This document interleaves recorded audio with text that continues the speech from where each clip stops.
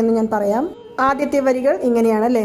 നാളെന ചെയ്യും വിനിതാനെന ചെയ്യും എന്നെ നാടി വന്ന കോളെന ചെയ്യും കൊടും കൂട്ടെന്ന ചെയ്യും കുമരേശനിരു താളും சிலம்பமும் சதங்கையும் തണ്ടയും ഷൺമുഖമും കടമ്പും എനക്ക് മുന്നേ വന്ന് തോன்றிடனே എന്നാണ് നമ്മളിവിടെ പറഞ്ഞതിൻ്റെ ചുരുങ്ങിയ വരികൾ. നാൾ എന ചെയ്യും, ദിവസങ്ങൾ എന്നെ എന്തു ചെയ്യും, എൻ്റെ കർമ്മ വിനകൾ എന്നെ എന്തു ചെയ്യും, തിഥികൾ എന്നെ എന്തു ചെയ്യും, കൊടിയ രോഗങ്ങൾ എന്നെ എന്തു ചെയ്യും.